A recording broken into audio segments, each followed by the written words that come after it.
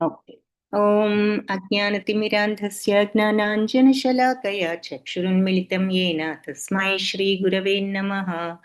నమో ఓం విష్ణుపాదాయ కృష్ణప్రేష్ఠాయ భూతలే శ్రీమతే భక్తి వేదాంత స్వామీతి నామినే. నమస్తే సరస్వతి దేవి గౌరవాణి ప్రచారిణే నిర్విశేషా శూన్యవాది పాశ్చాత్య దేశధారిణే. हे कृष्णा करुणा सिंधो दीनबंधो जगत्पते गोपेश गोपिका कांता राधा कांता नमोस्तुते. तप्त कांचन गौरांगी राधे वृंदावनेश्वरी वृषभानुसुते देवी प्रणमामि हरिप्रिये. जय श्री कृष्ण चैतन्य प्रभु नित्यानंद श्री अद्वैता गदाधर श्रीवासादि गौर भक्त वृंद. हरे कृष्ण कृष्ण कृष्ण हरे हरे, हरे Ram Ram Ram Hare Hare. Hare Krishna, Hare Hare Krishna, Krishna, Krishna Krishna Krishna, Krishna, Hare Hare Hare, Hare, Hare Hare Rama, Hare Hare Rama, Rama, Rama Rama Rama, Hare Rama, Hare. Hare Hare. हरे कृष्ण कृष्ण कृष्ण हरे हरे, हरे Ram Ram Ram Hare Hare. Hare Hare Krishna, Hare Krishna, Hare Krishna, Hare Krishna, Krishna, Krishna Krishna Hare Krishna, Krishna, Hare, Hare Hare Hare, Hare Hare Hare, Rama, Rama, Hare Hare Rama Rama, Rama, Hare Rama Rama, Rama, Rama Rama, Hare. Hare Hare. Hare Krishna. So నిన్న రెండవ అధ్యాయం complete చేశాం కదా. ఆ రెండవ అధ్యాయంలో ఏం చూసాం? సాధనా భక్తి గురించి చూసాము. అందులో రెండు రకాలని భీమేశ్వరరావు ప్రభుజీ పెట్టారు. శ్రీకృష్ణ భక్తి ప్రారంభిక దశలు, మూడు ప్రారంభిక: సాధనా భక్తి, భావభక్తి, ప్రేమ భక్తి. సాధనా భక్తిలో ఇందులో మళ్ళీ రెండు రకాలు: వైదీ భక్తి, రాగానుగ భక్తి. ఎస్, ఈ వైదీ భక్తిలో ఉన్న వాళ్ళు వేదశాస్త్ర గ్రంథాలు, గురువు గారి ఆదేశాల ప్రకారం అవన్నీ కూడా అనుసరిస్తూ వాళ్ళు ఏమి ప్రశ్నలు కూడా వేయకుండా అందులో చెప్పింది అనుసరిస్తూ భగవత్ సేవలో పాల్గొనాలి. అప్పుడు క్రమేణా వాళ్ళు ఆ రకంగా రాగానుగ స్థితికి వస్తారు. రాగానుగ అంటే సహజంగానే భక్తి భావం మనం పెంచుకోగలిగితే, అది మనలో ఉన్నట్లయితే మనం ఏది లేకుండానే ఆ రాగానుగ స్థితికి వెళ్ళొచ్చు అని చెప్పి చూసాం. అది వెరీ గుడ్. భగవంతుడి శ్రవణ కీర్తనలు నిరంతరం చేస్తూ ఉంటారు. మనం ఉదాహరణలు చెప్పుకున్నాం. రామదాస్, తులసీదాస్, హనుమంతం, మరి రూప గోస్వామి ఈ భక్తి రసామృత సింధులో భక్తిలో దశలు, లక్షణాలు కూడా వివరంగా వివరించారు. Very good. హరే కృష్ణ. ధన్యవాదాలు ప్రభుజీ. సో ఇవి మనం నిన్న సాధనా భక్తి, అందులో ఉన్న రెండు రకాలు చూసాము. భావభక్తి, ప్రేమ భక్తి అని మూడు కేటగిరీస్ కూడా ఉంటాయి అని మనం మొదట్లో చూసాము. ఈరోజు మరి మూడవ అధ్యాయం మొదలు ప్రారంభిద్దాం. వైదీ భక్తి, మరి వైదీ భక్తి, రాగానుగ భక్తి రెండు చూసాం కదా. ఇప్పుడు వైదీ భక్తి అర్హతలు ఏమిటో ఇందులో చెప్తున్నారనమాట. సో 100కి 100 పాళ్ళు భక్తిలో ఉన్న ఈ మహాత్ములు అంటే మరి భక్తుల సాంగత్యం వల్ల భగవంతుడి పట్ల మనకి ఆసక్తి పెరుగుతుందని చెప్పుకున్నాం కదా. అందుకే భక్తి సాంగత్యం ఎంతో ముఖ్యమని, అవసరమని కూడా చెప్పుకున్నాము. సో అలాంటి సాంగత్యం వల్ల ఒక్కొక్కసారి అంతటి సాంగత్యంతో కూడా స్వల్పమైన ఆకర్షణ ఏర్పడవచ్చు. అయినా కూడా మరి భౌతిక ఇంద్రియాల మీద ఇంకా ఈ భక్తుల సాంగత్యంలో ఉంటూ కూడా వీటన్నిటి మీద మన యొక్క భౌతిక కర్మల పట్ల, ఇంద్రియ సుఖాల పట్ల మనకి ఇంకా ఆసక్తి ఉంటూనే ఉంటుంది. ఇంకా కంప్లీట్గా అన్ని త్యాగం చేసే స్థితికి మనం సంసిద్ధులం కాకపోవచ్చు కదా. మోస్ట్ ఆఫ్ అస్ ఇంకా ఆ స్టేజ్‌లో ఉన్నాం. అయితే అలాంటి వ్యక్తికి భగవంతుడి పట్ల అచంచలమైన ఆకర్షణ ఉన్నట్లయితే ఈ భక్తికి అతను అర్హుడవుతాడు అని చెప్తున్నారు. సో, ఇంకా ఈ భౌతిక ఆకర్షణలు ఉన్నప్పటికీ భక్తుల సాంగత్యం కంప్లీట్‌గా మనకి అంతటి ఆకర్షణ కలిగించనప్పటికీ, మనకి గనక భగవంతుడి పట్ల మరి క్రమేణా ఆ ఆకర్షణ పెరిగినట్లయితే, అచంచలమైన ఆకర్షణ ఎప్పుడైతే పెరుగుతుందో అప్పుడు మనం కంప్లీట్ భక్తికి అర్హులమవుతాం. సో, ముందు ఆసక్తి, ఆకర్షణ అది ఇటు నుంచి అటువైపుకి మరల్చాలి. అందుకే మన వాళ్ళందరూ బయట నుంచి అంతర్గతంగా చూడండి అంటూ ఉంటారు గదా! దాని మీనింగ్ ఏమిటని మనందరికీ మరి మొదట్లో అది ఆ మాట కన్‌ఫ్యూజింగ్‌గా ఉంటుంది. లోపలికి చూడండి అంటారు. లోపలికి చూడడం అంటే ఏమిటి అంటే, ఈ బయట కనిపించే ఈ తుది మెరుగులు, పై మెరుగులు, ఈ బాహ్య ప్రపంచపు ఆకర్షణలు కాదు. లోపలున్నటువంటి ఆత్మతత్వం పరమాత్మ తత్వాన్ని తెలుసుకోండి అని చెప్పడం. లోపల వైపు తిరగమనడం అంటే. సో, ఈ భౌతిక ఆకర్షణ నుంచి దృష్టిని మరల్చవలసింది. అదే ఇలా భగవంతుడి పట్ల ఆకర్షణ అని కూడా మనం ఇక్కడ చెప్పుకుంటున్నాం. సో, శుద్ధ భక్తుల సాంగత్యంలో భగవంతుడి పట్ల మరి ఇలా ఆకర్షణ ఏర్పడటం అనేది చాలా అదృష్టం. కొంతమంది అదృష్టం ఉన్నప్పుడు ఇంకా ఎక్కువ ఆకర్షణ మనకు వస్తుంది. వాళ్ళకే మరి ప్రామాణికులైన గురువుల యొక్క భగవద్ అనుగ్రహం వలన వాళ్ళకి ఈ భక్తి బీజం అనేది వాళ్ళలో వస్తుంది అని చైతన్య మహాప్రభు కూడా ప్రకటించారట. భాగవతంలో గూడా శ్రీకృష్ణుడు ఏం చెప్పారంటే, ఉద్ధవుడితో మళ్ళీ 11వ అధ్యాయం అంతా గూడా ఉద్ధవ గీత. అంటే ఉద్ధవుడితో అర్జునుడికి చెప్పినట్లుగా చాలా విషయాలు ఇవే భగవంతుడు ఉద్ధవుడితో చెప్పడం జరిగింది. అక్కడ అందుకని ఆ 11వ స్కందంలో ప్రియమైన ఉద్ధవా, అదృష్ట విశేషం వల్లే ఒక వ్యక్తికి మరి ఇలా ఆసక్తి కలుగుతూ ఉంటుంది నా పట్ల. అంటే భగవంతుడి పట్ల ఆసక్తి కలగడం గూడా మరి అదృష్టమే కదా! మరి మనం ఇది భగవద్గీతలో చాలా సార్లు చూసాం. అందుకే బహూనాం జన్మనాం అంతే అన్నది అన్ని సార్లు తలుచుకుంటున్నాం మనం. అన్ని భగవంతుడి పట్ల ఆ ఆసక్తి కలగడం కూడా అదృష్ట విశేషమేననమాట. సో, అటెండెన్స్ శ్రీదేవి మాతాజీ చెప్తారు. అటెండెన్స్ లింక్ పెట్టమన్నాను, పెడుతున్నారు ఆవిడ.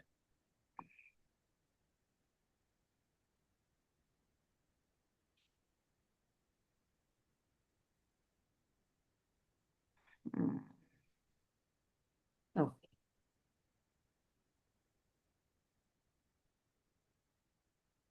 అదే అటెండెన్స్ లింక్ థాంక్స్. పెట్టమన్నాను హరే మాతాజీ, కృష్ణ పెడుతున్నాను. మాతాజీ. ధన్యవాదాలు మాతాజీ. శ్రీదేవి మాతాజీ. పెట్టారు.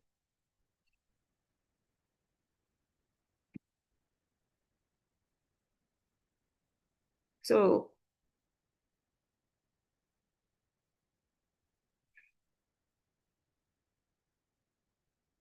ఓకే.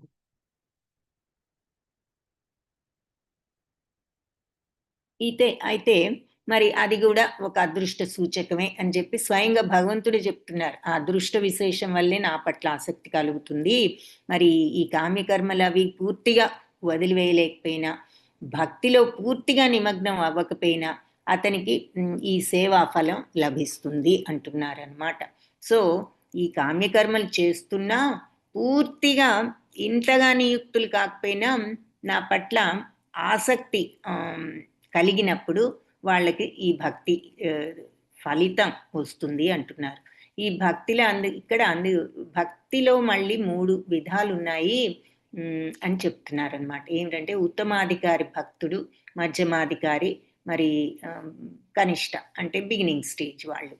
తక్కువ వాళ్ళు అంటే ఇక్కడ అర్థం ఏంటంటే బిగినింగ్ స్టేజ్ వాళ్ళు. సో, ఉత్తమాధికారి భక్తుడు అంటే టాప్ మోస్ట్ భక్తుడిని ఎలా వివరించారంటే, శాస్త్ర జ్ఞానంలో నిష్ణాతుడై ఉండాలి. మంచి యుక్తులతో వేద శాస్త్రాలను సమర్థించగలిగే నేర్పు కూడా ఉండాలి.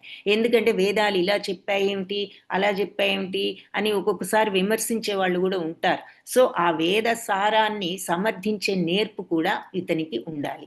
అంటే ఎంతగానో తెలియడం గాకుండా దానిని సమర్థించగలగాలి. అలాగే సంపూర్ణమైన విచక్షణతో ప్రతి సిద్ధాంతాన్ని గూడా చక్కగా వాళ్ళు ఎక్స్‌ప్లెయిన్ చేయగలగాలి. అలాగే భక్తి భక్తియుత సేవలను కూడా స్పష్టంగా వాళ్ళు నిర్ణయించగలగాలి. ఇది భక్తి సేవ అంటే ఈ పని, ఈ పని, ఈ పని అనేది వాళ్ళు స్పష్టంగా చెప్పగలిగి ఉండాలి. అంటే భక్తి మార్గంలో నడవాలి అంటే ఏ విధంగా మనం నడుచుకోవాలి అనేది వాళ్ళు చెప్పగలగాలి.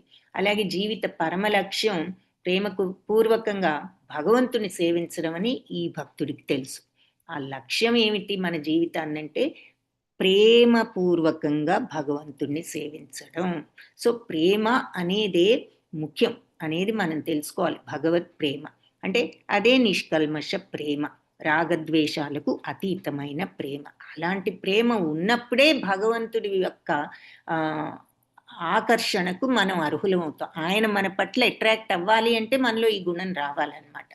సో ఆరాధనకు ప్రేమకు లక్ష్యం భగవంతుడు ఒక్కడే అని అతనికి స్పష్టంగా తెలుసు. సో ఈ ఉత్తమాధికారి యొక్క ప్రామాణికుడైన ఆధ్యాత్మిక అంటే ఈ ఉత్తమాధికారి తన గురువు గారి శిక్షణలో ఆయన ఆదేశాలు, శాస్త్రం యొక్క ఆదేశాలను అన్నిటినీ కూడా పాటిస్తూ నియమనిష్టలతో జీవితాన్ని గడుపుతూ ఉండేవాడు అనమాట. అలాంటి భక్తుడు. సో అట్లా పూర్తిగా శిక్షణ పొందిన తర్వాత తనే ఒక ఆధ్యాత్మిక ఆచార్యుడిగా ఉంటూ ఇతరులకు కూడా ఉపదేశం చేయగలిగే స్థితిలో ఉన్నవాడే నిజమైన అటువంటి భక్తుడే నిజమైన ఉత్తమ అధికారి అంటున్నారనమాట.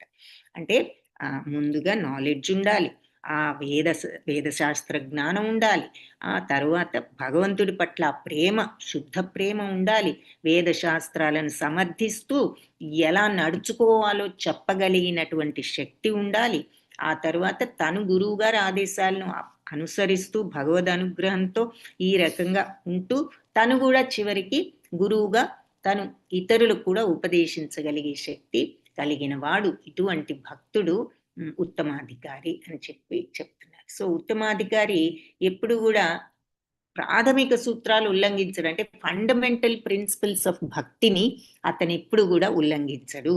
బేసిక్ క్వాలిటీస్ ఏమిటి అంటే మరి శాస్త్రాలను గౌరవించడం, మరి భౌతిక బంధాలను, భౌతిక వ్యామోహాలను తగ్గించుకోవడం, భగవంతుడి పట్ల ఆసక్తిని పెంచుకోవడం, మరి నియమ నిష్టలతో ఉండడం, ఇవన్నీ కూడా మరి బేసిక్గా కొన్ని అవసరం భక్తికి. మనం చూసాం ఉపదేశామృతంలో భక్తికి అవసరమైనది ఏమిటి, భక్తికి అనవసరమైనది ఏమిటి అనేది మనం ఉపదేశామృతంలో చాలా క్లియర్గా ఫస్ట్లోనే చెప్పారు. అవసరమైనది భక్తి సాంగత్యం, మరి కోరికల్ని పక్కన పెట్టడం, ఇవన్నీ చూసాం కదా. భగవంతుడిని మనం భక్తి మార్గంలో వెళ్ళడం, అలాగే ఏది ఉండకూడదంటే టూ మచ్ నిద్ర, టూ మెనీ కోరికలు, టూ మచ్గా తినడం, ఇవన్నీ కూడా తగ్గించుకోవాలి. భక్తులు కాని వాళ్ళ సాహచర్యాన్ని కూడా మనం వాళ్ళని ద్వేషించమని కాదు, కానీ ఆ సాహచర్యాన్ని తగ్గించుకోవాలి. ఇవన్నీ చెప్పారు, చేయకూడనివి చేయవలసినవి. సో వీళ్ళు ఈ రకంగా ఫండమెంటల్గా మనం చేయవలసిన పనులన్నీ వాళ్ళు ఎప్పుడు కూడా ఉల్లంఘించరు. భక్తికి అనుకూలమైన విధానాలని వాళ్ళు అనుసరిస్తూ ఉంటారు ఈ ఉత్తమాధికారులు అని చెప్పి ఉత్తమాధికారుల గురించి చెప్తున్నారు. ఇలా శాస్త్రాలను అర్థం చేసుకుంటారు, లాజికల్గా వాటిని సమర్థించగలుగుతారు, ఎదుటి వాళ్ళకు బోధించగలుగుతారు అని చెప్పి చెప్తున్నారు. ఇక మధ్యమాధికారి ఉన్నాడు అంటే వాళ్ళ లక్షణాలు ఏమిటి అంటే శాస్త్ర జ్ఞానం ఉంటుంది, కాకపోతే ఏంటంటే అంత నిపుణంగా శాస్త్రాల గురించి వాదించేంత శక్తి వాళ్లకు ఉండదు. శాస్త్రాలు వాళ్ళకి కొంతవరకు వాళ్ళకి తెలుసు, కానీ సమర్థించాలన్నా అట్లా చేయాలన్నా అంత శక్తి లేదు. కానీ లక్ష్య విషయంలో మాత్రం వాళ్ళకి విశ్వాసం ఉంది. అంటే భగవంతుడిని మనం ఆ మార్గంలో ఉండాలి, భగవంతుడిని తెలుసుకోవాలి, భగవంతుడిని పొందాలి, ఆ లక్ష్యం మీద వాళ్ళకి మంచి విశ్వాసం ఉంది. అయితే మధ్యమాధికారి భక్తుడు భగవంతుడిని ఆరాధించే విషయాల్లో ఆ విధానాల్లో వాళ్ళకి ఎంతో విశ్వాసం ఉన్నది. అయితే ఈ ప్రామాణిక గ్రంథాలను ఉదాహరిస్తూ ప్రతిపక్షం వాళ్ళ యొక్క వాదనలను ఎదుర్కొంటూ దానిని సమర్థిస్తూ శాస్త్రాలను ఇవన్నీ చేయలేకపోవచ్చు, కానీ భగవంతుడే పరమారాధ్యుడు అన్న విశ్వాసం మాత్రం వాళ్ళకు ఉంటుంది. సో డిఫరెన్స్ అదనమాట. మధ్యమాధికారులు కూడా భక్తితోనే ఉంటారు, కానీ శాస్త్రజ్ఞాన విషయంలో అంతగా ఉత్తమాధికారికి ఉన్నంత జ్ఞానం అంటే ఈ సమర్థించేటటువంటి నేర్పరితనం వాళ్ళకి లేదు. కనిష్టాధికారి అంటే ఇక 3వ తరగతి భక్తుడు. అంటే బిగినింగ్ స్టేజెస్ వాళ్ళనమాట. వీళ్ళకి విశ్వాసం కూడా కొంచెం అంత దృఢంగా ఉండదు ఈ బిగినింగ్ స్టేజ్ వాళ్ళకి. అలాగే శాస్త్ర ప్రామాణికాలు కూడా వాళ్ళకి అంతగా తెలియవు. శాస్త్రాలు, వేదాలు కూడా ఇంకా వాళ్ళంతగా తెలుసుకోలేదు. సో, ఎవరైనా ఈ శాస్త్రాలను గురించి విమర్శిస్తూ వీళ్ళ మైండ్ మార్చే ప్రయత్నం చేసినా మారే అవకాశం కూడా ఉంది. ఎందుకు అంటే వీళ్ళకి శాస్త్రాల పట్ల బలమైన అవగాహన ఇంకా లేదు కాబట్టి. అందుకని ఈ ప్రామాణిక గ్రంథాల్ని ఉదాహరిస్తూ ఇవన్నీ చెప్పలేకపోయినా, అలాగే లక్ష్య విషయంలో దృఢ విశ్వాసం ఇవన్నీ చెప్పలేకపోయినా మధ్యమాధికారికి మన లక్ష్యం ఇది అనే దృఢ విశ్వాసం ఉన్నది. అలాంటి మధ్యమాధికారి వల్ల కూడా కాకుండా ఈ కనిష్టాధికారి లక్ష్యంలో కూడా దృఢ విశ్వాసాన్ని అంతగా చూపించదు. వాళ్ళకున్నంత విశ్వాసం ఇతనికి ఇంకా రాలేదు, బిగినింగ్ స్టేజ్ కాబట్టి. అందుకనే వీళ్ళని కనిష్టాధికారులు అంటారు. అయితే ఉంది, ఎంతో కొంత ఉంది కాబట్టే వాళ్ళని ఇంకా కనిష్టాధికారి స్టేజ్లో పెట్టారు. ఎందుకంటే ఇంకా భక్తుడు స్టేజ్లోనే ఉన్నాడు, కాకపోతే బిగినింగ్ స్టేజ్ అనమాట. మధ్యమాధికారి అంతటి విశ్వాసము లేదు. అలాగే మరి ఉత్తమాధికారిలాగా వేదాల గురించి అంతగా మధ్యమాధికారికే వేదాలను సమర్థించే శక్తి లేదు. ఇంకా వీళ్ళకి వేదాల గురించి ఆ మాత్రం కూడా మధ్యమాధికారికి తెలిసినంత కూడా ఇంకా తెలియదు. సో విశ్వాసంలోనూ తక్కువే, వేదాలు అనేది ఇంకా తక్కువే ఆ నాలెడ్జ్ అని చెప్తున్నారు అనమాట. ఇలా కనిష్టాధికారులను భగవద్గీతలో 7.16 ఏది ఆర్తో జిజ్ఞాసురర్థార్థి జ్ఞానీచ అని చెప్తారు కదా. 4 రకాల వాళ్ళు నన్ను పూజిస్తారు అని చెప్పి. ఆర్తులు అంటే కష్టాల్లో ఉన్న వాళ్ళు, అర్థార్థులంటే సంపద కోసం. ఉదాహరణకి మనం ఏం చెప్పుకున్నాం, సుగ్రీవుణ్ణి మరి రాజ్యం కోసం రాముడి దగ్గరికి వచ్చాడు. అలాగే మరి ధ్రువ మహారాజు కూడా బిగినింగ్లో రాజ్యార్హత లేదని అతని సవతలి అంటే కష్టం కలిగే కదా వెళ్తాడు. సో తర్వాత భక్తుడయ్యారు. అలా వాళ్ళని ఎగ్జాంపుల్స్గా చెప్పుకున్నాం. అర్థార్థులు అన్నదానికి ఆర్తులంటే కష్టాల్లో ఉన్నవాళ్ళు, ద్రౌపదీదేవిని చెప్పుకున్నాం. జిజ్ఞాసులంటే భగవతత్వాన్ని తెలుసుకోవాలనే జిజ్ఞాస ఉన్నవాళ్ళు. వాళ్ళకి ఎగ్జాంపుల్స్గా మనం మరి పరీక్షిత్ మహారాజు, అలాగే నైమిషారణ్యంలో ఉన్న ఈ మునులు, వీళ్ళందరినీ జ్ఞానులుగా ఎగ్జాంపుల్స్గా చెప్పుకున్నాము. సో ఇలా చెప్పారు. వీళ్ళంతా కూడా కనిష్టాధికారుల్లో 4 తరగతుల వాళ్ళు అనమాట. వాళ్ళ కోరికలను తీర్చుకోవడానికి ఇలా భగవంతుడి దగ్గరికి వెళ్తూ ఉంటారు అని చెప్పి మళ్ళీ మనకి ఇక్కడ గుర్తు చేస్తున్నారు. ఇలాంటి కనిష్ట భక్తులు ఇక ఈ శుద్ధ భక్తుల సాంగత్యంతో క్రమేణా మధ్యమాధికారి భక్తుడుగాను, తరువాత ఉత్తమాధికారి భక్తుడుగా ఎదుగుతారు అని చెప్పి చెప్తున్నారు. సో మొట్టమొదట ఆ భక్తి అనేటటువంటి బీజం నాటబడినట్లయితే క్రమేణా వాళ్ళు ఈ భక్త సాంగత్యంతో శ్రవణ కీర్తనలతో ఆ స్టేజ్కి వెళ్ళగలుగుతారు అని. కనిష్టాధికారి భక్తులకి ఇంకొక ఉదాహరణ ఏం చెప్పారంటే ధ్రువ మహారాజ్, మనం చెప్పుకున్నాం కదా. అతనికి రాజ్యం కోసం వెళ్ళాడు. మరి అందుకని మరి రాజ్యం కోసం అంటూ వెళ్తూ ఈ తపస్సు ప్రారంభించాడు. అలా భక్తి మార్గంలో ఆ రకంగా భక్తి మార్గాన్ని ప్రారంభించాడు. అయితే చివరికి మరి పరిపూర్ణంగా పవిత్రుడయ్యాడు. అయిన తర్వాత ఇక అతనికి ఏ భోగం వద్దన్నాడు. భగవంతుడిని ఏమడిగాడు, నిన్ను స్తుతించేటటువంటి భాషను ప్రసాదించన్నాడు. ఎందుకంటే 5 సంవత్సరాల పిల్లవాడే కాబట్టి మరి మామూలుగా మాటలే అంతగా రాకపోవచ్చు. ఇంకా మరి స్తుతించేటంతటి కవిత్వం అతనికి రాదు కదా. సో భగవంతుడిని అందుకని నిన్ను స్తుతించడానికి అవసరమైన పదాలను నాకు ప్రసాదించు అని అడిగాడు. అంత భక్తి భావం ఏర్పడింది అనమాట. సో ప్రాపంచిక భోగాన్ని కూడా భగవంతుడి కోసం అతను నిరాకరించాడు అని చెప్పారు. అలాగే గజేంద్రుడు కూడా అంతే కదా. మన గజేంద్ర మోక్షంలో చూస్తాం.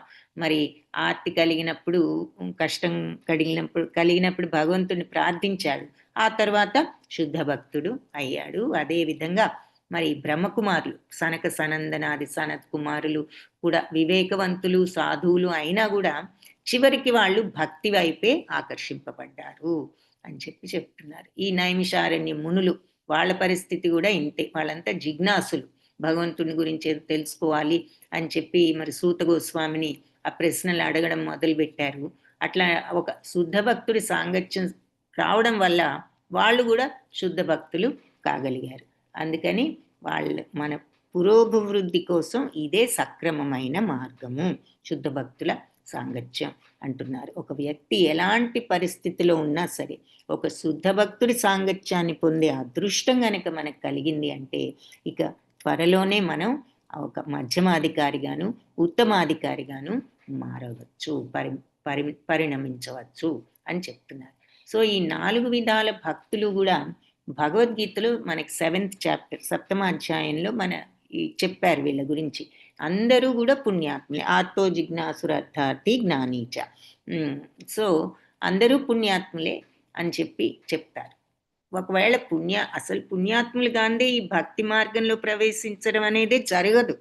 పుణ్యాత్ములు కాబట్టి ఈ అవకాశం కూడా వచ్చింది అని చెప్తున్నారు. కాబట్టి వీళ్ళు ఎప్పుడు కూడా పుణ్యం చేస్తూ పాపకర్మ ఫలితం పోయిన తర్వాత అలా పుణ్యాలతో పాపకర్మ ఫలితాలన్నిటినీ తుడిచిపెట్టుకుని అప్పుడు భగవంతుడి యొక్క ఆ కృష్ణ చైతన్యం అంటే ఆ పూర్తి భక్తిలో వాళ్ళు నిమగ్నం అవ్వగలరు అని భగవద్గీతలో కూడా వివరించారు. ఇతరులకు ఇది లభ్యం కానిది అంటున్నారనమాట. అంటే అందరికీ లభ్యం కానిది. కనిష్టాధికారులు, ఆర్తులు, అర్థార్థులు, జిజ్ఞాసులు, జ్ఞానులు ఇలా వారి వారి పుణ్యకార్యాలను అనుసరించి 4 వర్ణాలుగా వాళ్ళని విభజించారు అని చెప్తున్నారు. సో వాళ్ళ పుణ్యాలను బట్టి వాళ్ళు ఆర్తులు అవ్వచ్చు, అర్థార్థులు అవ్వచ్చు, జిజ్ఞాసులు అవ్వచ్చు, జ్ఞానులు అవ్వచ్చు. వాళ్ళ పుణ్యాన్ని బట్టి వాళ్ళు ఏదో ఒక కేటగిరీలో వాళ్ళు విభజింపబడతారు. అలాగే పుణ్యకార్యాలు చేయకుండా ఆర్తుడయ్యాడనుకో, అతడు అజ్ఞేయతావాదో, కమ్యూనిస్టో ఇంకేదైనా అవుతాడు అంటున్నారు. అంటే భగవంతుల్లో విశ్వాసం లేదు కాబట్టి. సో ఊరికినే కష్టాల్లో ఉన్నా మరి భగవద్భక్తి లేనప్పుడు, ప్రార్థనా భావం లేనప్పుడు ఇంకా మరి భక్తుడు ఎలా అవుతారు? కాబట్టి కష్టాల్లో ఉండడమే కాదు, కష్టాలలో ఉన్న భక్తులు అని చెప్తున్నారు. భగవంతుల్లో పూర్తి విశ్వాసము, తన ఆర్తిని తానే తొలగించుకునగలనని వీళ్ళు అనుకుంటారు. భగవంతుడు అనేవాడు ఉన్నారో లేదో మనం ముందు మనమే చేసుకోవాలి, మన అవసరాలు మనమే తీర్చుకోవాలి అనుకోవచ్చు. అంటే ఎప్పుడైతే ఆ విశ్వాసం అనేది లేదో అప్పుడు మరి భక్తుడు అనే కేటగిరీలోకి రాం. అది మరి ఫ్యాక్టే కదా, అది చెప్తున్నారు. కానీ ఈ 4 కనిష్ట భక్తుల్లో కూడా జ్ఞాని నాకు ఇంకెక్కువ ప్రియమైన వాడని భగవంతుడు అక్కడ కూడా చెప్తారు. 4 భక్తులే కానీ జ్ఞాని నాకు ఇంకా ప్రియమైన వాడు అని నెక్స్ట్ శ్లోకాలు చెప్తారు. కాబట్టి ఎందుకు జ్ఞాని ఎలాంటి ఐహిక సుఖాల కోసం భగవంతుణ్ణి సమీపించడు. ఎందుకు భగవంతుణ్ణి ఆశ్రయించే జ్ఞాని తన యొక్క బాధను తొలగించమనో, డబ్బు సంపద కావాలనో భగవంతుణ్ణి కోరుకోడు. అంటే ఏమిటంటే భగవంతుడితో అతనికి ఉన్న అనుబంధం స్వచ్ఛమైన ప్రేమ, అది. అంతేగాని ఆర్తులు, అర్థార్థులు వీళ్ళేంటంటే కష్టాలు తొలగించమని ప్రార్థిస్తారు, అలాగే సంపద కోసం ప్రార్థిస్తారు. ఈ జ్ఞాని కేవలం భగవంతుడిని ప్రేమతో ఆయన్ను ప్రార్థిస్తాడు. అంతేకాకుండా శాస్త్ర పాండిత్యం వల్లనే భగవంతుడు దేవాది దేవుడు అని అతను గ్రహించగలడు. శాస్త్ర పాండిత్యం వలన అంటే వేదాలు తెలుసు కదా మరి, జ్ఞాని కాబట్టి వేద జ్ఞానం ఉన్నది. వేదాలన్నీ చదివితే తెలుసుకునేది నన్ను సర్వస్య చాహం హృది సన్నివిష్టులో చెప్తారు కదా, వేదాంత వేద విదేవ చాహం. సో వేదాలను కూర్చిన వాడిని, వేదాలన్నీ చదివితే తెలుసుకునేది నన్నే అని చెప్పి. సో అలా వేదాలన్నీ తెలుసుకున్న వాళ్ళు కాబట్టి మరి భగవంతుడే దేవాది దేవుడు అన్న విషయం వాళ్ళు గ్రహించగలిగారు. ఈ జ్ఞానులు వాళ్ళు భగవంతుడి మీద ఆ ప్రేమతో ఉంటారు అని చెప్తున్నారు. ఎందుకు భగవంతుడు వాళ్ళు అంటే ఏ లాభం కోసం కాకుండా వాళ్ళు సహజమైన ప్రేమతో భగవంతుడి పట్ల ఆకర్షితులవుతారు అని. మరి ఎన్నో జన్మల తర్వాత కానీ ఒక వ్యక్తి జ్ఞాని కాడు అన్నది మన బహునాం జన్మనామంతే అన్న శ్లోకం గురించి ఇక్కడ చెప్తున్నారు. అలా ఎన్నో జన్మల అనంతరం వాసుదేవుడే సర్వమని, అన్ని కారణాలకు కారణుడని, సర్వకారణ కారణుడని గుర్తించి వాసుదేవుణ్ణి శరణు వేడుతాడు ఒక వ్యక్తి. అని మనకి 7.19లో చెప్పారు. అందుకని అట్లా శరణు వేడి భగవంతుని పాదాలని మనం వదలకుండా ఉన్నట్లు ఉంటూ ఆయనపై ప్రీతిని పెంపొందించుకోవాలి అంటున్నారనమాట. ఆ శరణాగత తత్వంతో భగవత్ ప్రేమను పెంచుకోవాలి. అలాంటి జ్ఞానియే శ్రీకృష్ణుడికి ప్రియతముడు అయినప్పటికీ ఇతరులు ఈ ఆర్తులు జిజ్ఞాసులను కూడా ఉదాత్తులు, వాళ్ళు మంచి భక్తులే అని చెప్పి అంగీకరించారు అని చెప్పి చెప్తున్నారు. సో ఎవరైనా సరే సంతృప్తి కోసమే కదా మరి భగవంతుడిని ఆశ్రయించడం. వాళ్ళు ఆర్తులైనా అర్ధార్థులైనా మరి ఆ కష్టాలు పోతే కొంచెం తృప్తిగా ఉండి మనస్సును ఇంకొంచెం భగవంతుడి మీద లగ్నం చేయొచ్చు కదా. అందుకని వాళ్ళను కూడా ఉదాత్తులు, విశాల హృదయాలు, మహాత్ములుగా అంగీకరించారు అని చెప్పి చెప్తున్నారు. సో ఈ జ్ఞానం అనేది రానప్పుడు ఏ భక్తుడైనా సరే మరి భగవంతుడి ఆరాధనకు కట్టుబడలేడు. జ్ఞానం ఉన్నప్పుడే భగవంతుడి మీద భక్తి కూడా ఏర్పడుతుంది. మరి కొంచెం తక్కువ మేధాశక్తి ఉన్నవాళ్ళు, అంతగా తెలివి లేని వాళ్ళు, లేదా మేధాశక్తి ఉన్నా కూడా ఈ మాయతో ఆవహింపబడ్డ వాళ్ళు, ఈ ప్రకృతి గుణాల యొక్క ప్రభావంతో మరి ఉపదేవతలను ఆరాధిస్తూ ఉంటారు. అంటే మనం ఈ శరీరం కాదు ఆత్మ అనే విషయాన్ని గ్రహించిన వాడే జ్ఞాని. అలా గ్రహించినప్పుడు మన ఆటోమేటిక్‌గా మరి మన యొక్క దృష్టి పరమాత్మ, ఆత్మల మీదే ఉంటుంది గానీ, ఇక వేరే భౌతికమైనటువంటి దేవతా శక్తి మీద గానీ, దేని మీద గానీ ఉండదు అని చెప్పి చెప్తున్నారు. అంటే పాయింట్ ఏంటి అంటే, భౌతికత్వం నుంచి ఆత్మతత్వం, పరమాత్మ తత్వం వైపు వెళ్ళాలి. వీళ్ళు అందుకని ఆ జ్ఞానం ఉన్నవాళ్ళు కాబట్టి భౌతిక తత్వం వైపు వెళ్ళరు అంటున్నారు. అంటే దేవతలంతా భౌతికత్వానికి అటాచ్‌మెంట్ ఉంటుంది. ఎందుకంటే ఈ 14 లోకాల్లో ఉన్నారు దేవతలు కూడా దేవలోకంలో. మరి మనం వాళ్ళలో ఎవరిని ప్రార్థించినా యూజువల్‌గా మన భౌతిక కోరికలు తీర్చుకోవడానికే ఈ ప్రార్థనలు, ఆ దేవతలకు ప్రార్థనలు చేస్తూ ఉంటాం. అందుకని అది కాదు ముఖ్య లక్షణం ఏమిటి అంటే, మనం ఈ భగవంతుడిని, భగవత్ తత్వాన్ని తెలుసుకోవాలి. ఆయనను పొందాలి అంటే భగవంతుడిని మనం ఆయన వైపు తిరగాలి అని చెప్పి మన దృష్టిని అటు త్రిప్పుకోవాలి అని చెప్పి చెప్తున్నారు. సో అందుకని ఈ జ్ఞానులందరికీ ఆ విషయం తెలుసు. మనం నేను ఆత్మను, శరీరం కాదు, భగవంతుడు పరమాత్మ అని తెలిసిన వాడు కాబట్టి భగవంతుడితో తనకు సన్నిహిత సంబంధం ఉన్నది అని ఆ సంబంధాన్ని అతను చూడగలుగుతాడు. ఆత్మతత్వాన్ని చూడగలుగుతాడు. ఆర్తుడు, అర్థార్థి మరి భౌతిక దృష్టి ఉన్నవాళ్ళు. వాళ్ళ కష్టాలు తీరాలని ప్రార్థించడం, మరి ధనం కావాలని ప్రార్థించడం ఇటువంటివి చేస్తూ ఉంటారు. అవి మరి శరీరానికి సంబంధించినవే గదా! అది. అలాగే కూడా జిజ్ఞాసు ఉన్నాడంటే ఆర్తి అర్ధార్థి కంటే కూడా కొంచెం పైమెట్టు మీద ఉన్నాడు. ఎందుకంటే అతను భౌతిక స్థితికి చెందినప్పటికీ భగవంతుడిని అన్వేషించే జ్ఞాని ఒక్కడే. అయినా గూడా కనీసం అతను తెలుసుకోవాలనే జిజ్ఞాస ఉంది. కాబట్టి వీళ్ళ మీద ఒక మెట్టు పైనున్నాడు. ఇక జ్ఞాని ఒక్కడే నేను ఆత్మతత్వాన్ని, భగవంతుడు పరమాత్మ అని స్పష్టంగా తెలిసినవాడు జ్ఞాని ఒక్కడే అంటున్నారు. అందుకే ఆళ్ళలో గూడా జ్ఞానులు ఇంకా నాకు ఎక్కువ ప్రియులు అని భగవంతుడు అన్నది.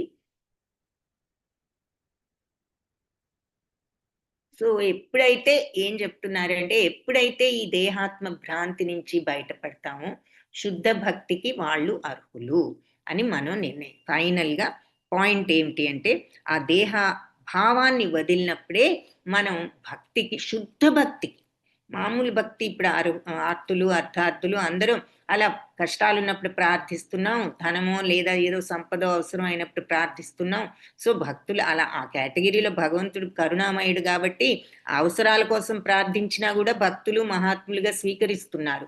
కానీ ఎప్పుడైతే ఆ శుద్ధ భక్తి స్టేజ్‌కి వెళ్ళాలంటే మాత్రం ఈ దేహం యొక్క భ్రాంతి నుంచి బయటపడాలి.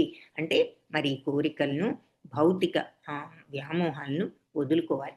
బ్రహ్మ సాక్షాత్కారాన్ని పొంది భౌతిక ఆరాటాల నుండి బయటపడ్డ సర్వజీవులను బయటపడి సర్వజీవులను సమదృష్టితో చూడగలిగిన వాడు ఈ భక్తిలో ప్రవేశించడానికి, శుద్ధ భక్తిలో ప్రవేశించడానికి అర్హత ఉన్నవాడు అని భగవద్గీత 18.54 కూడా ఇదే చెప్తోంది అని చెప్పి చెప్తున్నారు. సో అది ఇక్కడ అందరినీ సమత్వంతో చూడగలుగుతాం, సర్వజీవుల్ని సమదృష్టితో చూడగలుగుతాం.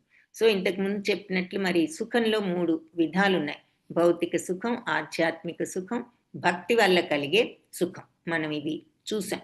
సో ఒక వ్యక్తి మరి ఐహిక బంధాల్లో ఉన్నంత కాలం భక్తి గాని, దానివల్ల కలిగే ఆనందం గాని అతనికి అర్థం కావు. ఈ భవబంధాల్లో మనం చిక్కుకున్నంత కాలం ఈ భక్తి ద్వారా వచ్చే ఆ పరమానందం, నిత్యానందం, సచ్చిదానందం, ఈ బ్రహ్మానందం, దివ్యానందం ఎలా ఉంటుందో మనకు అర్థం కాదు. అలా ఐహిక సుఖాల పట్ల గాని కోరిక ఉన్నంత వరకు కూడా ఈ 2 విధాలుగా అయిన కోరికలు కూడా మనకి భౌతిక కామనలుగానే పరిగణింపబడతాయి అంటున్నారు. సో భౌతిక సుఖం, ఆధ్యాత్మిక సుఖం, భక్తి వల్ల కలిగే సుఖం. సో ఆధ్యాత్మిక భావం అంటే ఆత్మతత్వాన్ని కొంతవరకు తెలుసుకున్నా కూడా ఇంకా కంప్లీట్గా సచ్చిత్తానంద స్థితికి ఇంకా రాలేదు అన్నదానికి అన్నమాట. సో బ్రహ్మైక్యం అంటున్నారు దాన్ని. సో ఈ రకంగా వాళ్ళు కూడా కంప్లీట్గా ఇంకా భగవతత్వాన్ని, ఆనందాన్ని, ఆ భక్తి భావాన్ని తెచ్చుకోలేరు. ఈ భావం భౌతిక భావన యొక్క పరిణామే. అంటే భౌతిక భావన పూర్తిగా ఇంకా భక్తితత్వం కాదు అంటున్నారు అన్నమాట. ఇప్పుడు ఈ భౌతిక జగత్తులో మనకి ఎలా ఉంటుంది, ప్రతి వాళ్ళు కూడా అందరికీ ఎలా ఉంటుంది, మనకే అన్ని విషయాల్లో కంట్రోల్ ఉండాలి అనేటటువంటి భావం ఉంటుంది కదా. నార్మల్గా ఏదైనా మనకి ఇష్టమైన పద్ధతిలో పని జరగాలి, అవతల వాళ్ళు కూడా మనం అనుకున్న విధంగా ప్రవర్తించాలి అనుకుంటూ ఉంటాం. అదే ఇక్కడ దాన్ని ఏమంటున్నారంటే తన తోటి వారందరిపైన అధికారి కావాలని ప్రయత్నిస్తూ ఉంటాడు. అంటే దాని అర్థం ఏమిటంటే కంట్రోల్ కోసం ప్రతి ఒక్కరూ కూడా ప్రాకులాడుతూ ఉంటారు. కంట్రోల్ అంటే ఏమిటి, మనం అనుకున్నట్లుగా జరగాలి, వాళ్ళు కూడా మనం అనుకున్నట్లుగా చేయాలి అని అనుకోవడమే కదా. సో ఇట్లా ఉంటారు అందరూ కూడా. ఎంత ఈ ఆధిక్యత ఇంకా పొడిగించినామంటే గనక జగత్తంతటిలో పరమేశ్వరుడైన భగవంతుడితో కూడా ఏకం కావాలని అట్లా స్వల్పంగా పరిణితి చెందినా కూడా ఇది కూడా భౌతిక భావన. అంటే అది కూడా ఒక కంట్రోల్తో అనుకుంటున్నారు, నేను భగవంతుడి దగ్గరికి వెళ్ళాలి అంటే అక్కడ కూడా కొంత అహంకారం ఉంది, ఎంత భక్తి ఉన్నా అని చెప్తున్నారు అన్నమాట. అయితే మానవ జీవితానికి ఆ భక్తి, శుద్ధ భక్తి ఉన్నప్పుడు ఇంకేమీ అడగరని చూసాం కదా. వాళ్ళకి ముక్తి మీద కూడా ఇంట్రెస్ట్ లేదు. ఆ భక్తి భావనని, ఆ ఆనందాన్ని అనుభవించడంలోనే వాళ్ళకి కావాల్సింది అదే అని మనం ఇంతకు ముందు కూడా చూసాం. అయితే మానవ జీవితానికి సంబంధించిన ఈ ఆధ్యాత్మిక భావన ఏమిటి అంటే తన నిజస్థితిని కంప్లీట్గా తెలుసుకోవడం, పరిపూర్ణంగా భగవంతుడితో ఈ భక్తిని, ఈ దివ్యానుబంధాన్ని కలిగించుకోవాలి అనే విషయాన్ని గుర్తించడం. నేను పరిమితుడను, అంటే అన్నీ నా కంట్రోల్లో లేవు, భగవంతుడే అపరిమేయుడు అనే విషయాన్ని గుర్తించడం. అంటే ఆ శరణాగత తత్వం, అన్నీ నా ఇష్ట ప్రకారమే జరగాలని అనుకోకుండా ఏదైనా భగవంతుడి ఇష్ట ప్రకారం జరుగుతుంది అనే విధంగా మన మనస్తత్వాన్ని మార్చుకోగలిగినప్పుడు అదే శరణాగత తత్వం.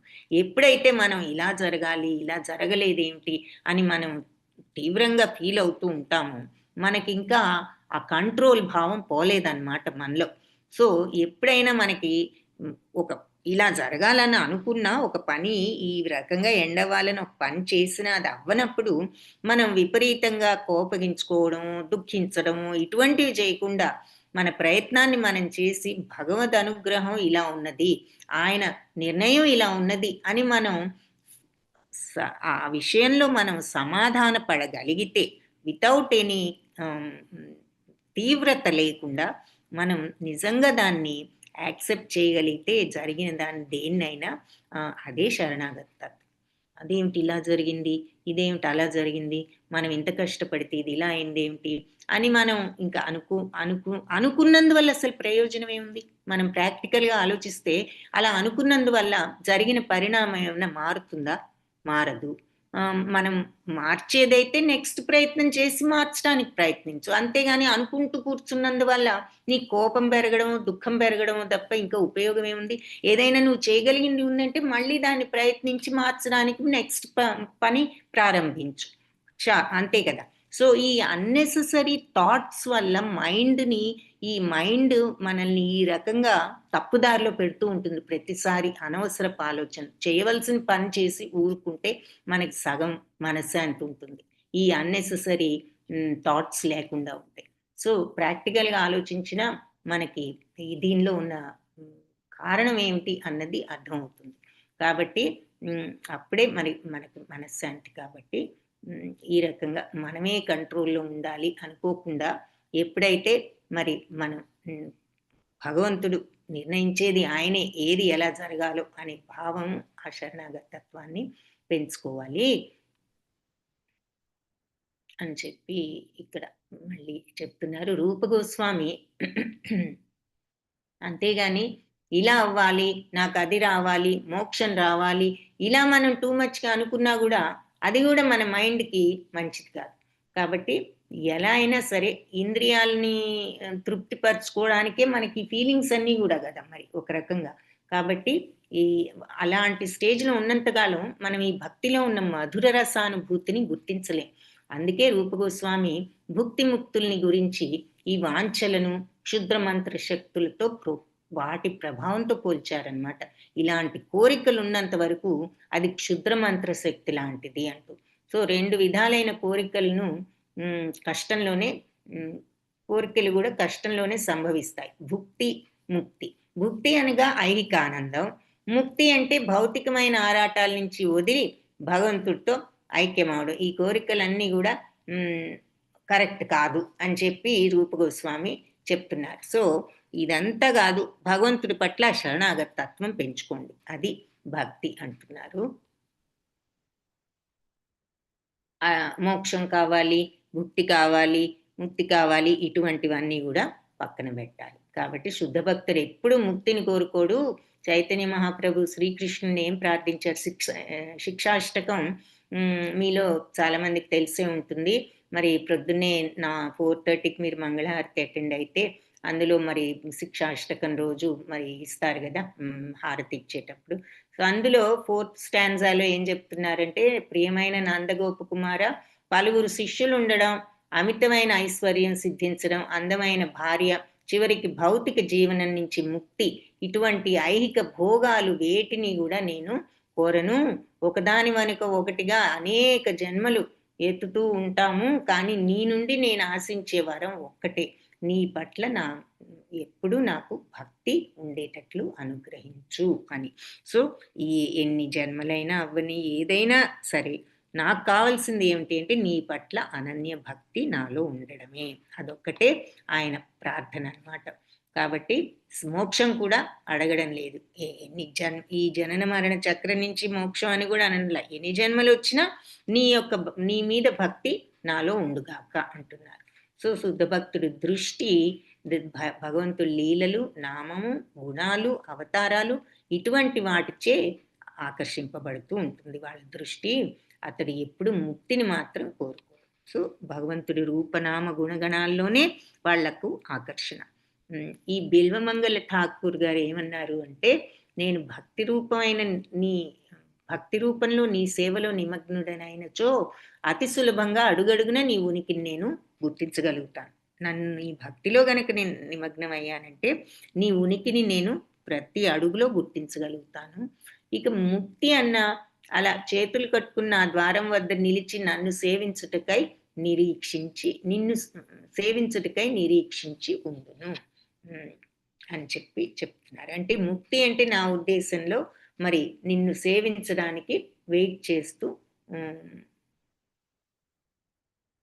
ముక్తి ఎలాంటిది అంటున్నారంటే, అది నా తలుపు దగ్గర ఉండి నన్ను సేవించడానికి అది వెయిట్ చేసిన, నేను నీ భక్తి రూపంలో, భక్తి సేవ రూపంలో నిన్ను నేను అడుగడుగున గుర్తించగలుగుతాను. అంటే నాకు ముక్తియే అవసరం లేదు, నిన్ను సేవించడంలో నేను నిన్నే చూడగలుగుతాను అంటున్నారనమాట.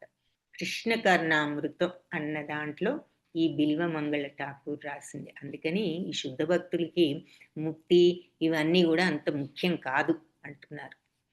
భాగవతంలో కపిల్ భగవాన్ మళ్ళీ ఆయన నిన్న కొన్ని విషయాలు చూసాం. దేవహూతి, ఆయన తల్లి అయిన దేవహూతికి కపిలదేవుడు చెప్పిన విషయాలు ఇక్కడ మళ్ళీ కొన్ని చూస్తున్నాము. ఏం చెప్తున్నారు అంటే, తల్లి శుద్ధ భక్తులైన వాళ్ళు నా రకరకాల రూపాలను, నా ముఖ సౌందర్యాన్ని, అంగాంగ సౌందర్యాన్ని చూసి మురిసిపోతూ ఉంటారు.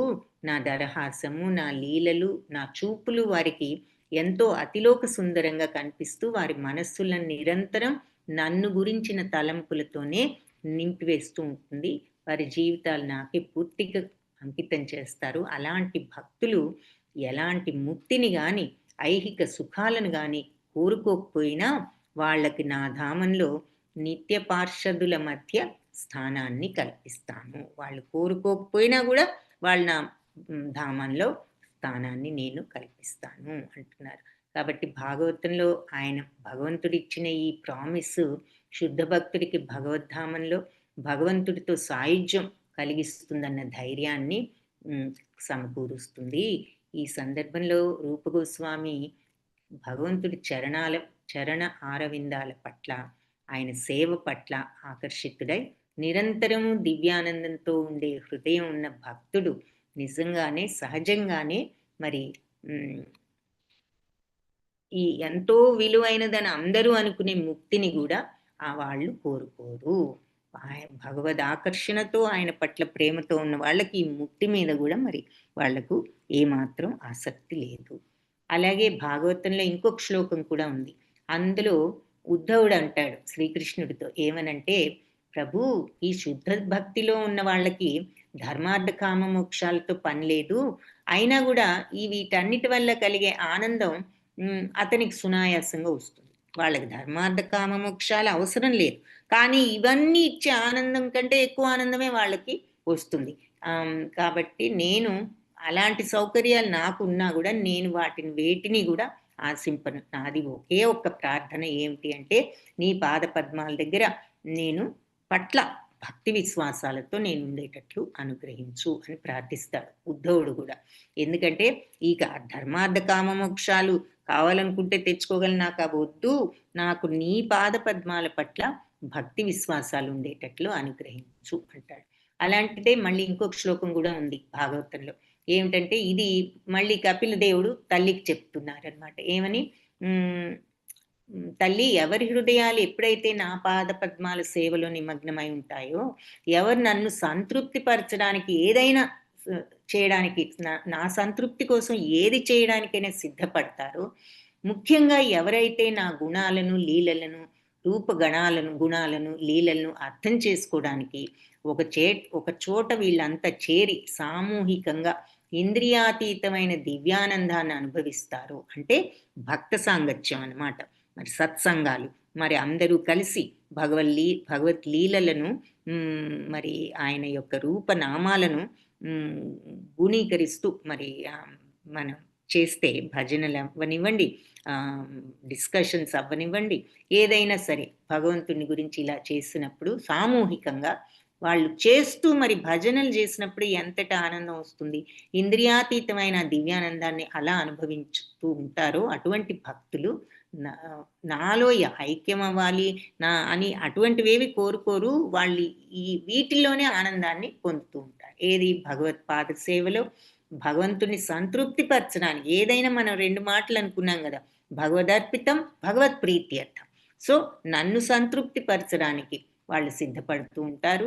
నా నామ గుణాలను కీర్తించడం సామూహికంగా, దాంట్లోనే ఆనందాన్ని పొందడం. ఇలాంటి వాళ్ళు మరి ఎప్పుడు కూడా ఏదో మోక్షం కావాలి అని అనుకోరు, నాలో కలవాలని అనుకోరు, నా ధామంలో నాతో సమానమైన స్థానం కానీ లేదా నా సాంగత్యం అంటే సాయుధ్యం కానీ సామీప్యం కానీ ఇవన్నీ చెప్తున్నారు. నాతో సమానమైన శరీర లక్షణాలంటే మరి భగవంతుడి సారూప్యం కానీ అనుగ్రహిస్తానని నేను అన్నా కూడా వాళ్ళు వద్దంటారు, నిరాకరిస్తారు. ఎందుకు అంటే నా పట్ల భక్తితో ఉండటమే వాళ్ళకి ఆనందం, వాళ్ళకి సంతుష్టిని కలిగించేది అది. నా యొక్క రూపం కాదు, నా సాయుధ్యం అని, నా సామీప్యం అని అది కూడా కాదు. వాళ్ళ భక్తి భావంలోనే వాళ్ళ ఆనందాన్ని పొందుతూ ఉంటారని ఆయన తల్లితో కూడా చెప్పారు. అలాగే ధ్రువ మహారాజు ఏమన్నారంటే భాగవతంలో, భగవాన్ నీ పాదపద్మాల ధ్యానంలో శుద్ధ భక్తులు పొందే దివ్యానందం నిరాకారవాదులు ఆత్మ సాక్షాత్కారాన్ని పొందే అతీంద్రియ ఆనందానికి ఎలాంటి పోలిక లేదు. కాబట్టి పనులు చేసేవాళ్ళు, కామ్యకర్మలు చేసేవాళ్ళైనా ఉత్తమ లోకాలను పొందుతారేమో, కానీ వాళ్ళు నిన్ను ఎలా అర్థం చేసుకోగలరు? అంటే పుణ్యాలు చేసి ఉత్తమ లోకాలను పొందొచ్చు, కానీ అసలు నిన్ను అర్థం చేసుకోవాలంటే భక్తి లేనప్పుడు ఎలా అర్థం చేసుకోగలరు? శుద్ధ భక్తులు పొందే ఆనందంతో సమానమైన ఆనందం ఇంకేదైనా ఉందా అంటున్నాడు ధ్రువ మహారాజు కూడా. ఇక దానిని మించిన ఆనందమైన స్థితి లేదు. అందుకే వాళ్ళు మోక్షం కూడా అక్కర్లేదు, మాకు ఇదే కావాలి అని అడుగుతున్నారు. ఇన్ని ఇన్ని ఎగ్జాంపుల్స్తో మనకి ఈ భగవంతుడి మీద ఉన్న భక్తి భావం శుద్ధ భక్తులకి అది తప్ప రెండవది అవసరం లేదు అన్నది చెప్తారు. వాంఛాకల్పతరుభ్యశ్చ కృపా సింధుభ్య ఏవ చ పతితానాం పావనేభ్యో వైష్ణవేభ్యో నమో నమః. సో ముక్తి కంటే భక్తి విశిష్టం అని నెక్స్ట్ చాప్టరు. కాకపోతే మనం